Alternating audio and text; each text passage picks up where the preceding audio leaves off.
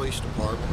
The Dallas Police Department is proud to be able to be the host agency for the SMILE conference here in Dallas this week. And hopefully we're going to bring a taste of Texas hospitality to all the conference attendees. We also hope that the conference attendees will be able to get the benefit of some of the great instructors that are going to be here this week and provide some information that they can carry back to their agencies to engage their communities, engage their media, and engage their officers in better usage of the social media that we have available to us to get our message out as police agencies across the nation.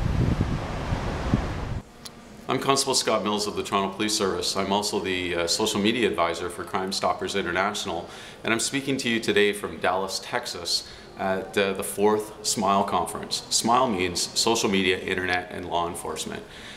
I'm compiling this video to do a little demonstration about social media, Google+, Facebook, Twitter, YouTube, for the delegates here on the final day. And what you're about to see is a collection of what we've learned here today and who we've met, and what is some of the go-forward strategies for law enforcement and Crime Stoppers and the community to work together to prevent and solve crime. Social media as it relates to criminal activity. If you've kept up with what's happened in Philadelphia this year with some of the flash mobs, which required Philadelphia to institute a 9 p.m. curfew for anyone under 18, which is quite unusual for a major city in this country. And the things that happened not only in London, but the Arab Spring, and the way that social media is being used in order to maybe drive change and or facilitate criminal activity. I'm Constable Ann Longley here at the Dallas SMILE conference, and I was here sharing the story from the Vancouver Police Department on our use of social media during the Stanley Cup riots in June 2011. The things that we really learned that were unexpected were the social outpouring of support for the police after the riot in many ways, and this came a lot through social media.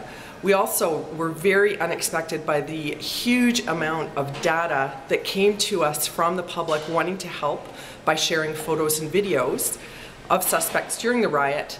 And the third thing that was very unexpected was what we're calling the social shaming or outing of the rioters through social media, and the citizen journalists that were there during the riot.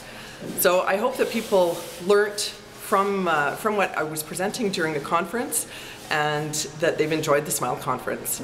How could social media bridge a gap of messaging for law enforcement? Of course, we want to tell our own story, but in our free press society, we don't get to always hear our story the way we want to tell it.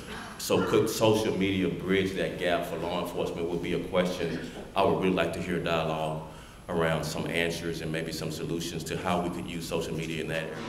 Sí, mi nombre es José Flores, soy del canal 23, Univisión en Dallas, y es importante cubrir este tipo de conferencias porque nuestra comunidad siempre necesita información y esa información tiene que ser balanceada.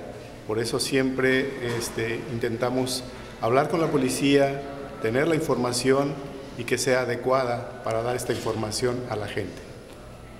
This is José Flores, Channel 23, and we are interested in this kind of conference because we need to do some information at the people with balance in this information. We talk to the police, and after this we try to talk to the person, the real person, to talk to us for information for our audience. Trying to figure out what social media really means for law enforcement and its uses. And I hope this conference really touches on a couple of things and that you really have great dialogue around these areas of internally, what types of things do we want to convey in our policies related to our officers using social media.